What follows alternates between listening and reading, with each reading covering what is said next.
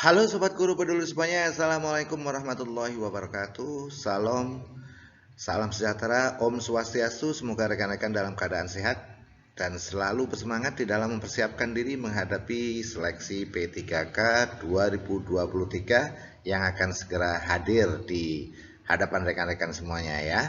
Oke, dalam kesempatan video kali ini kita akan membahas tentang kumpulan soal Situational Judgment Test P3K Guru Bahasa Inggris 2023. Video ini sengaja saya buat rekan-rekan P3K Guru yang termasuk dalam kategori P2 dan P3. Oke, dan sebelum kita masuk kepada soal-soal yang saya persiapkan, kita tingkatkan dulu pemahaman kita tentang apa itu yang dimaksud dengan Situational Judgment Test ya. Oke, situational judgment test itu sebetulnya tidak hanya ada pada profesi guru ya, tapi ada pada setiap jabatan. Dan apa sih yang dimaksud dengan situational judgment test itu? Iya, biar lebih mantap kita harus memahami dulu apa itu yang dimaksud dengan situational judgment test atau SGT. SGT atau tes penilaian situasi kerja adalah tes yang dirancang untuk menilai kemampuan peserta dalam menghadapi situasi tertentu dalam dunia kerja. Nah, dalam konteks rekan-rekan guru P3K saat sekarang ini ya, situasi yang dimaksud adalah tentunya tentang tugas seorang guru dan situasi belajar mengajar di sekolah ya. Jadi soal-soalnya pasti tentang situasi di kelas dan di sekolah. Oke, ya. Kemudian apa tujuan dari situational judgment test? Tujuannya adalah untuk mengukur pengetahuan, kemampuan, dan keterampilan, atau kalau kita sebut dalam satu kata itu kompetensi, ya. Kompetensi siapa? Kompetensi peserta dalam menjalankan fungsi, tugas, dan pekerjaannya. Oke, ya. Memang SGT itu menjadi tren sekarang ini ya, oke.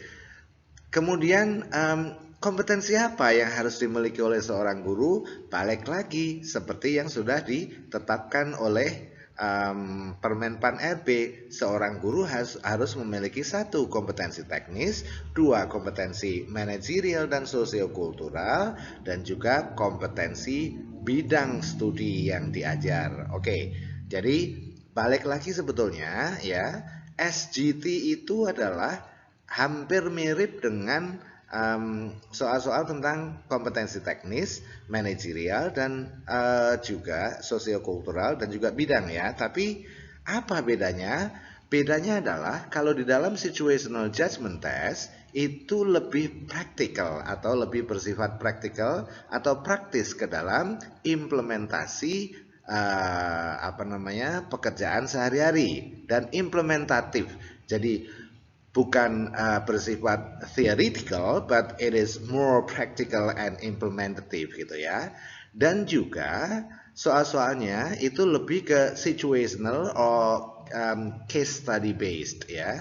Anda akan diberi suatu kasus, kemudian bagaimana Anda memecahkannya, memecahkan kasus-kasus tersebut yang menunjukkan bahwasanya Anda memiliki kemampuan untuk mengimplementasikan dan mempraktekkan informasi yang Anda ketahui tentang kompetensi teknis, manajerial, sosiokultural, dan juga kompetensi bidang Anda. Dan biasanya juga soal-soalnya berhubungan dengan problem solving gitu ya. Jadi bagaimana dong cara menjawab soal-soal situational judgment test dengan benar? Sebetulnya tidak mudah ya, tidak susah ya maksud saya, sama aja dengan menjawab soal-soal kompetensi teknis, kompetensi manajerial dan sosiokultural, dan juga kompetensi bidang. Kenapa?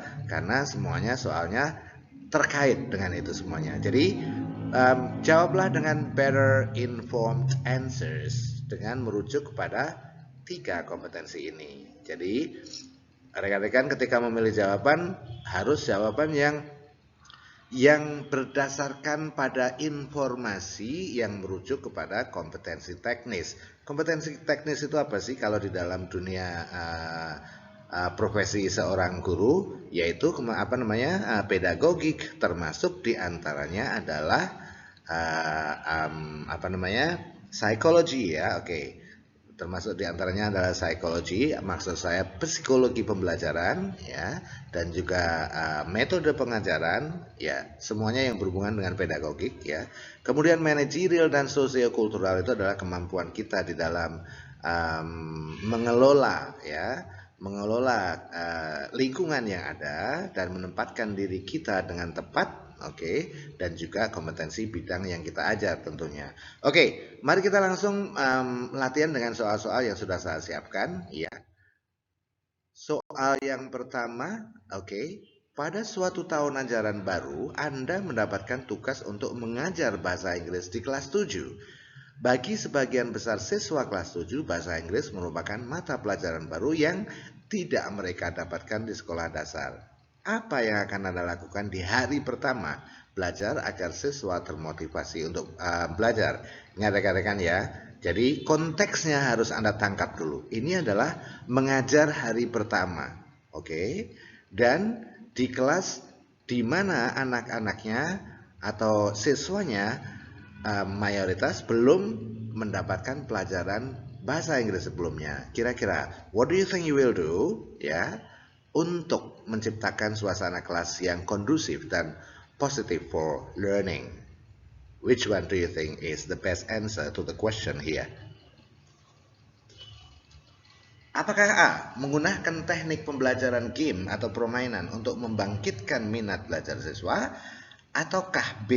Cukup dengan menjelaskan kepada siswa, "Hi students, English is very important and if you learn English, if you have English skills, you will have advantages later in your future time." Misalnya seperti itu atau apa? Ya, atau menyampaikan pentingnya nilai bahasa Inggris untuk kelulusan, guys. You have to learn English because if your English score is not good, you will not pass the exam or something like that one. Terserah. Atau D. Mengajak siswa untuk mulai menyenangi pelajaran bahasa Inggris. Menurut rekan-rekan semuanya, yang paling benar adalah iya. Yang benar adalah karena ini hari pertama dan anak-anak baru sekali ini mendapatkan pelajaran bahasa Inggris, khususnya di sekolah ya, di sekolah yang Anda ajar. Ini tadi konteksnya adalah hari pertama ya. Maka yang harus kita lakukan adalah A. Menggunakan teknik pembelajaran game atau permainan untuk membangkitkan minat belajar siswa. Ya, ini adalah tentang apa namanya, psikologi ya. Jadi kalau di quantum teaching and learning itu ada istilah go to the students' word and get them to your word gitu ya. Ada quantum teaching itu prinsipnya. Kita harus masuk ke dunia anak-anak sebelum kita membawa anak-anak itu ke dunia yang kita inginkan. Maksudnya pembelajaran yang kita inginkan, begitu ya. Oke, ya.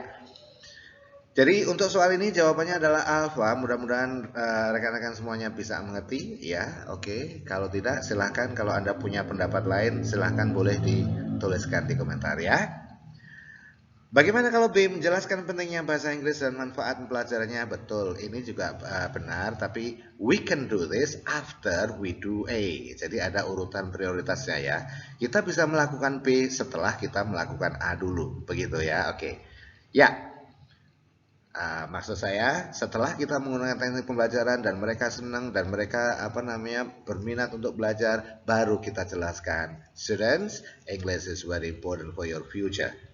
Bahasa Inggris itu sangat penting untuk masa depan Anda, dan hampir tidak ada yang tidak menggunakan di dalam bahasa Inggris di dunia sekarang ini. Misalnya seperti itu ya. Oke, ya. Berikutnya, soal nomor 2, apa yang Anda lakukan ketika mendapatkan sebagian besar siswa di kelas Anda kurang atau tidak menyukai pelajaran bahasa Inggris? Ini konteksnya lain lagi ya. Tadi kalau konteksnya hari pertama, kalau ini konteksnya adalah bukan di hari pertama. Artinya mungkin sudah beberapa kali Anda mengajar, tapi Anda tetap mendapatkan sebagian besar siswa di kelas Anda itu kurang atau tidak menyukai atau kurang bersemangat ketika belajar bahasa Inggris. What do you think you will do? Do you think you will use fun ways of learning to create effective learning, or do you think you will do class action research C. Menyampaikan pentingnya nilai bahasa Inggris untuk kelulusan, atau D. Mengajak siswa untuk mulai menyenangi pelajaran bahasa Inggris? Oke. Ya, konteksnya ini sudah berbeda dengan soal pertama. Oke. Well, my fellow teachers, if you have this kind of problem, what you should do, I think, is you should do an action, maksud saya a classroom action research, ya, atau penelitian tindakan kelas. Oke. With penelitian tindakan kelas, nanti you will identify the problems. Anda bisa mengidentifikasi masalahnya apa, kemudian apa namanya, root of the problemsnya apa, akar masalahnya apa, and you can solve the problem. Anda bisa tackle apa namanya akar masalah tersebut dengan action Anda, supaya anak-anak bisa lebih menyukai pelajaran bahasa Inggris, begitu ya. Jadi kita mengambil suatu tindakan itu berdasarkan pada informasi yang kita kumpulkan dari PTK atau penelitian tindakan kelas, gitu ya. Jadi rekan-rekan, ya, berikutnya soal nomor 3 ya, langsung ya. Alright, number 3. Anda adalah seorang guru muda yang menjadi favorit siswa karena pendekatan dan cara mengajar Anda. Ya, biasanya guru-guru muda itu memiliki kelebihan. Nah, salah satu kelebihannya adalah dekat dengan siswa karena usianya mungkin tidak jauh berbeda ya. Oke. Ada banyak siswa yang pernah Anda ajar dan sekarang diajar oleh guru lain meminta Anda untuk mengajar di kelas mereka lagi karena merasa guru yang sekarang mengajarnya kurang enak. Apa yang akan Anda lakukan? Apakah Anda akan menyampaikan permintaan tersebut kepada kepala sekolah? Wahai Pak Kepala Sekolah, ini ada beberapa siswa datang meminta saya untuk kembali mengajar di kelas ini. Atau apa? Ataukah Anda akan meminta siswa untuk dapat menyesuaikan diri dengan guru yang sekarang? Misalnya, anak-anak, jangan begitu dong. Kalian harus bisa menyesuaikan diri dengan guru yang sekarang dong. Atau Anda merasa senang karena merasa tersanjung? Oke, misalnya ya. Atau D, what do you think you will do? Oh, you will initiate best practicing study activities dengan guru sejawat yang lain. Menurut Anda, yang paling tepat adalah iya. Di sini adalah ada hubungannya dengan kemampuan kita bekerja sama ya untuk maju tidak hanya sendiri sebagai pribadi tapi sebagai suatu organisasi. Examples, kalau Anda sebagai seorang guru muda memiliki kelebihan ya, itu ya jangan sungkan-sungkan untuk membuat inisiatif ya, supaya maksudnya berbagi best practices dengan sejawat guru yang lain ya, dan apa namanya, jangan malu dan jangan ragu untuk bertanya dan belajar dan memberikan pembelajaran kepada yang lain. Oke, gitu ya guys. Number 4. Soal nomor 4, rekan kerja saya menjadi sumber keluhan bagi rekan kerja yang lain akibat cara kerjanya yang lamban. Sebagai temannya, apa tindakan yang akan Anda lakukan? A. Menawarkan bantuan untuk mempercepat penyelesaian tugasnya. B. Menegur cara kerjanya yang lamban karena menghambat kerja orang lain. C. Membiarkan apa yang terjadi karena semua orang memiliki keunikan cara kerja sendiri. Atau D. Memberikan masukan tentang cara dan pola kerjanya dan menawarkan bantuan jika dibutuhkan. Ya, saya kira rekan-rekan tahu ya. Jawabannya iya, delta. Oke. Dan ini bisa terjadi di apa namanya? Di konteks siswa belajar ya. Ada siswa yang cepat, ada siswa yang lambat belajarnya. Nah, what do you think you will do to this situation? Jadi Anda harus apa namanya, cermat ya, memilih jawaban ya. Oke, ya. Berikutnya ini tentang apa? Ini tentang kemampuan bekerja sama dan kemampuan untuk mengajak orang lain berkembang ya. Ini masuk ke apa, manajerial ya. Oke. Dan juga ini, kalau ini kayaknya masih karena berhubungan dengan RPP ya, rencana pelaksanaan pembelajaran itu pasti tentang apa, pedagogik ya. Soal nomor 5 kita baca. Ketika menyusun rencana pelaksanaan pembelajaran, prinsip utama yang Anda pegang adalah apa guys menurut Anda?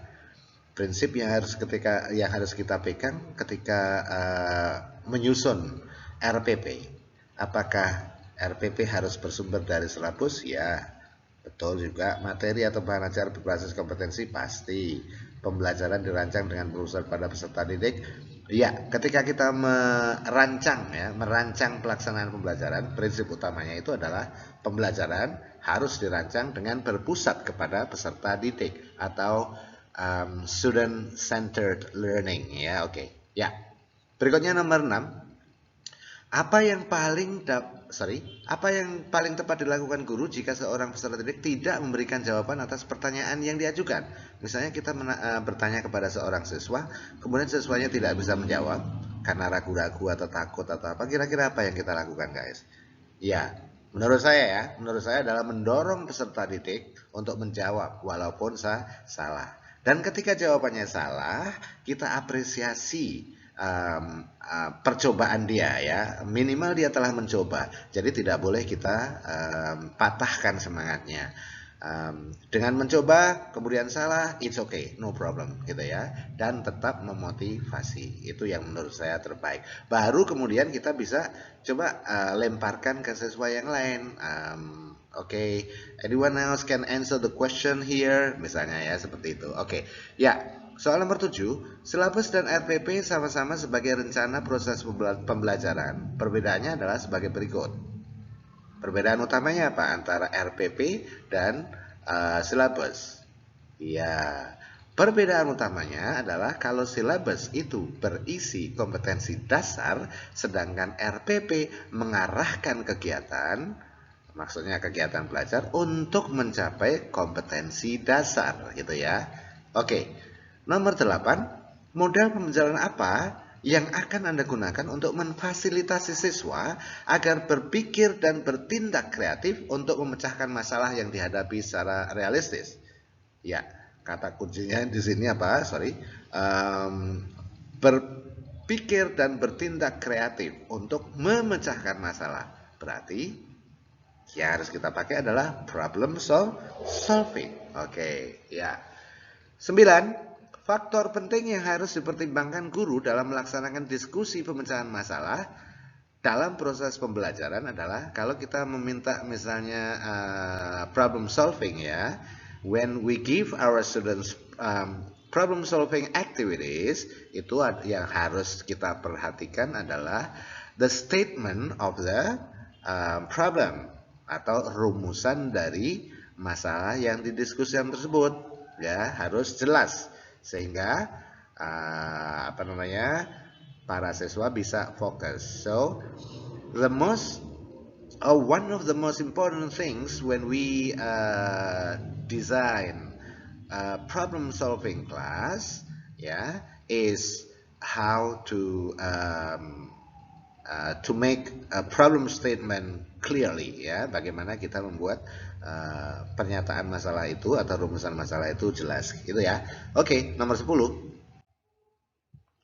Oke, soal nomor 10 sekarang. Ketika memilih materi untuk pembelajaran, seorang guru harus memperhatikan beberapa kriteria.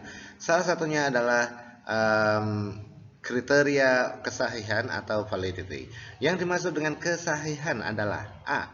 Teruji kebenarannya, up to date, dan berkontribusi terhadap pemahaman. B. Terbaru dan tersedia di lingkungan sekolah. C. Sesuai dengan kebutuhan atau kemampuan siswa. Atau D. Menarik minat belajar siswa. Ya, kata kuncinya adalah kesahihan. Kalau sahih itu artinya berarti benar. Jadi jawaban yang tepat adalah alfa, gitu ya. Oke, nomor 11.